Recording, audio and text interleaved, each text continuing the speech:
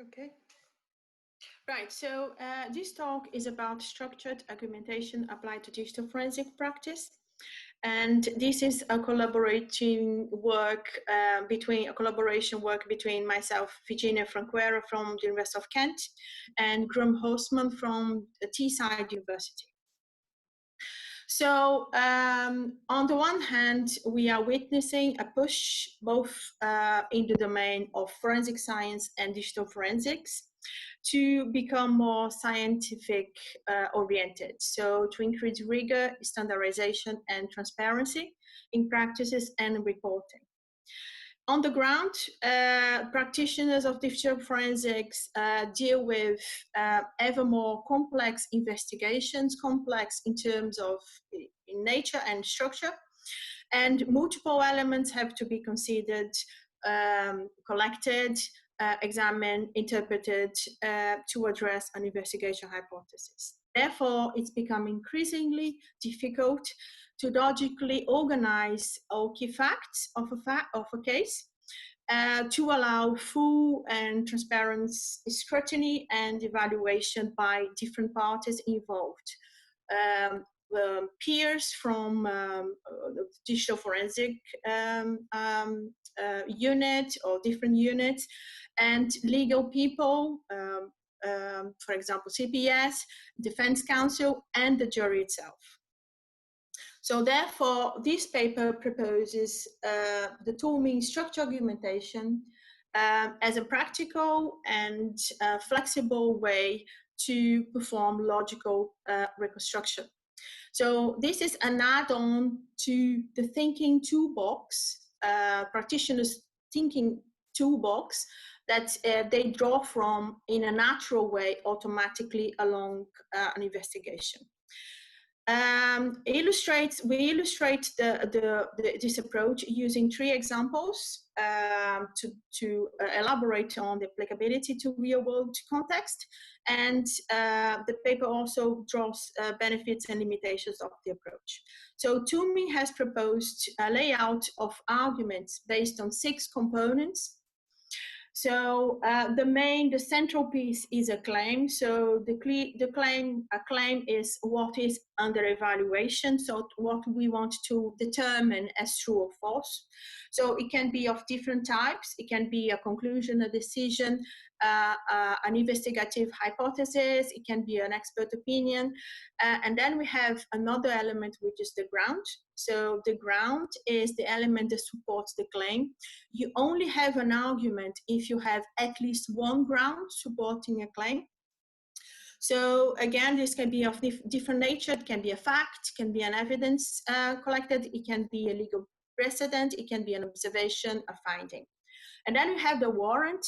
The warrant links the ground to a claim. So it's maybe it's a breach. It may be of different types as well. So it can be cause effect, it can be generalization, it can be common sense, or it can be an evidence as well. So then you have the backing. The backing adds a credibility and authority to a warrant. So it can be based on laws, statistics, test results, regulation standards.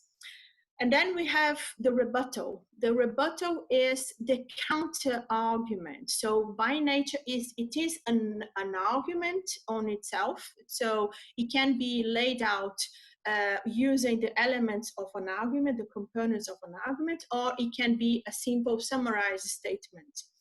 It attacks usually a ground or a warrant, and occasionally it can attack a backing. So it diminishes confidence on the claim. So it's like a debate and creating a thread of argumentation, argument, counter-argument, then you can have a counter-argument, and so on. One element that we abstracted from in this presentation is the quantifier, which is not addressed in this paper. So the cases that we had, case 1 is a cross-border case of advance fee fraud involving a large number of victims located in different countries. So this was a collaboration involved different law enforcement in different countries. It has been shared, the report has been shared 5 or 6 years ago with one of the authors. Case 2 is a murder case covered by the media in 2018. And case 3 is a fictitious sexual assault scenario that was introduced in the literature by Casey in 2018. So case 1 is it's a large case. So in this case, the defendant, suspect X, was arrested at his home address. And at the time of the arrest, several artifacts were seized. For example, a number of mobile phones, laptops, mobile SIM cards, and paperwork related to fraud and personal details. So in this case, the several claims can be identified, and this case involves evaluating those claims, if the validity and the truthiness of these claims through the investigation. So, for example, a typical claims for this type of case. For example, we claim the suspect lifestyle is not compliant with the declared income. Suspect had contact with victims, and so on and so forth. We identified 5, and the last one, suspect operated a money laundering scheme. And then we used, just as an example, an elaboration of claim 2, which is about suspect had contact with victims. So this is what we want to establish. So the grounds related to this, so if you see the author box in the slide, this is the original argument from the investigation.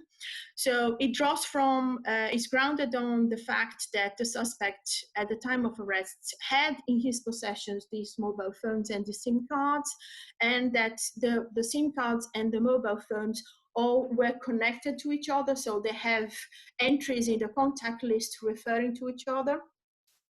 And then the warrants are all relating these artifacts with the victims. So, for example, there were missed calls, there were received calls, there were contact list entries, all related to non-victims.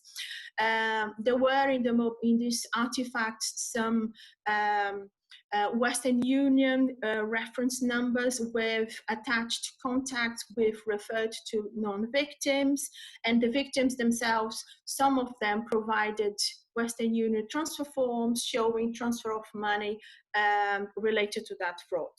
So the one rebuttal that we have, rebuttal 1, is the version of the suspect. So the suspect claims that he owned only one of the mobile phones, and it was received as a gift 1 year before.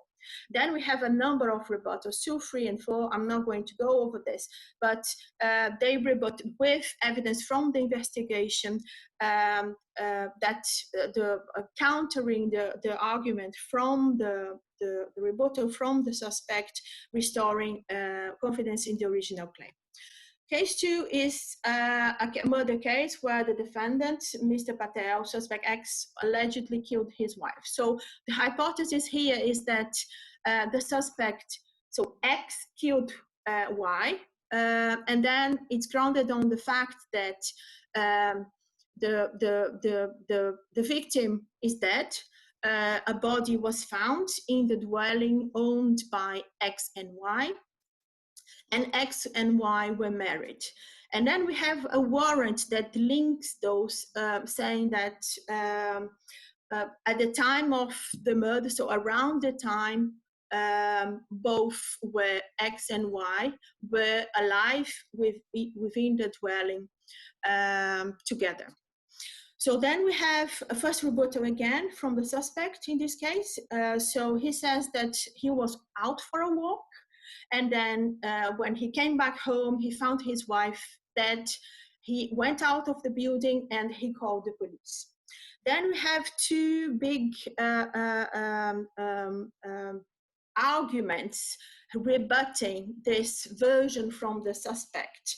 And they use different types of arguments, of grounds and warrants. So, for example, the second one it starts with a ground where CCTV camera was installed in the dwelling, and the suspect had in his possession a mobile phone, an iPhone, at the time, and he confirmed that in an interview.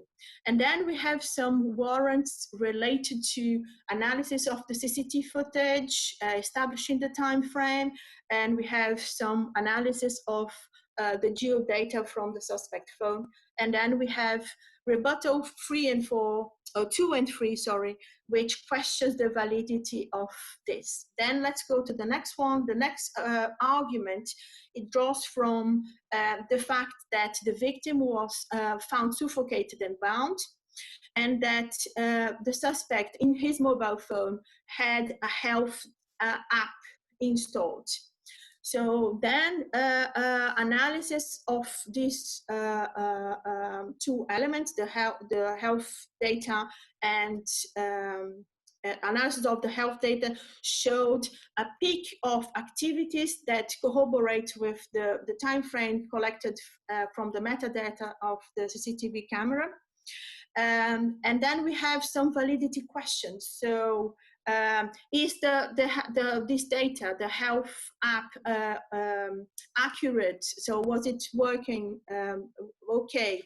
And then we have the argument or the rebuttal of, okay, but does it shows a peak of activity, but it's not related specifically to the activities of bounding and suffocating. So this might be a cause for determine what's the confidence that we have in terms of quantifier applied to the arguments. Case 3 is about the sexual assault. So the claim here is the hypothesis that suspect X sexually assaulted victim Y. So the grounds that we have as a starting point here are that a deleted photo was recovered from a certain phone N, and the suspect owned phone N. And then we have some warrants linking these pieces together. For example, in terms of the victim was shown in the photo, the creation time of the photo, a warrant that the photo was taken by this phone, and this is backed by examination of EXIF metadata of the photo. Then we have a number of rebuttals here that questions different types of validity, of different poses questions to the validity of this argument. So for example, rebuttal 1 questions the phone and the time and date accuracy of the phone. And then we have some rebuttals back. Then rebuttal number 3 questions the photo content. So could it be that the photo has been tampered with? Is that it can be really recognize the victim in the photo? And then we have an argument about this. And then rebuttal 4 and 5 questions the photo, the origin of the photo. So could it be that the photo has been downloaded? Could it be that it has been shared by someone else, not taken by the phone, with the phone? And then we have rebuttal 7, which questions the consent. So was it an assault or was it a consensual sexual encounter? And then we have an argument here based on a ground in a warrant that lays out that there was no in the phone there is no indication of any communication between X and Y. No photo, no chat, no contact number, no phones, nothing, no calls. Therefore, we have a last rebuttal here, which is, okay, we only had access to this specific phone. So should we focus in broaden the investigation, try to seize all the elements to be sure about what happened? Right, so benefits, decipherability. So it's the structured argumentation uses a simple layout.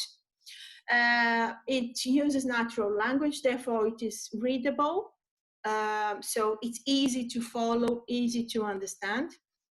It allows logical reconstruction, and this is in addition to the reconstructions that we talked about very much in the literature and we do in practice in terms of temporal, relational, and functional reconstruction. So this aims to relate the facts and the evidence and what we have in a logical way. Peer review, so it facilitates peer review because it lays out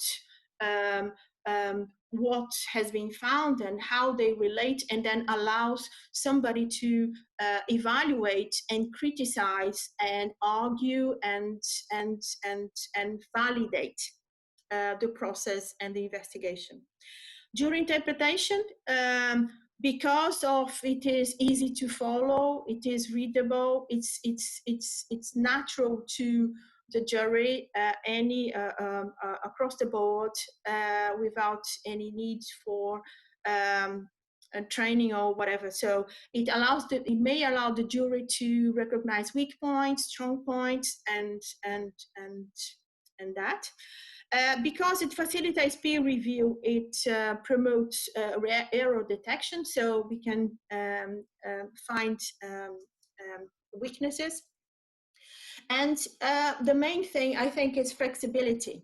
So structured argumentation can be used, so this approach that we propose can be used during the process of investigation as a working tool, or after the process of investigation as a reporting tool. It can be used at different levels of abstractions and with different granularities.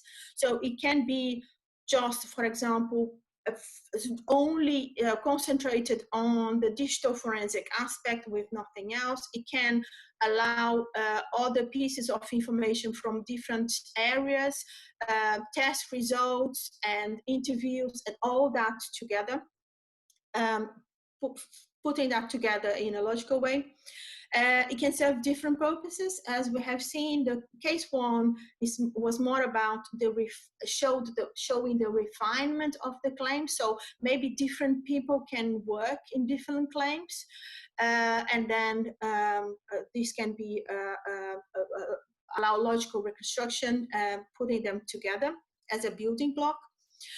Case 2 and 3 allows demonstrated hypothesis elaboration, falsification, and preemptively considering arguments from the opposing party, so the defense counsel, for example, and trying to prepare what the evidence can show to counter-argue these arguments from the other side. It applies to any type of case. Limitations, quality of argumentation. So the quality aspects that are very much discussed in the literature related to this are convincingness, soundness, and completeness. So, for example, are we missing one ground or one word or some aspects into the argumentation that would change our conclusion about the claim, for example? There are mitigations proposed, but there is potential for research in terms of digital forensics specifically related to that. Risks. One risk involved in argumentation is too much details, leading to an explosion of, too much combinatorial explosion of the approach of what is laid out. And this is countered by practice mainly and feeling of how it works. Risk exposed by argumentation, unacknowledged rebuttals. So rebuttals that we didn't recognize, and they would also impact on conclusions about a claim. Is the structured argumentation proposed causing, actually, is it an overhead? So what about the learning curve time-consuming, effort draining. Yes, there is a learning curve involved to understand the rules, the schema, and to gain practice.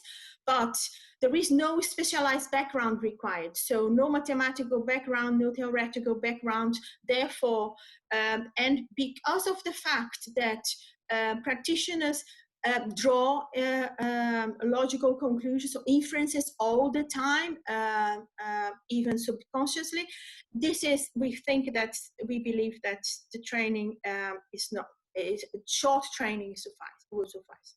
So to conclude, the structured argumentation that we propose, we believe that it can be a very practical tool to support practitioners, and it aligned with the push for a more scientific-oriented digital forensics, which enforces transparency, accountability, and accessibility. Thank you.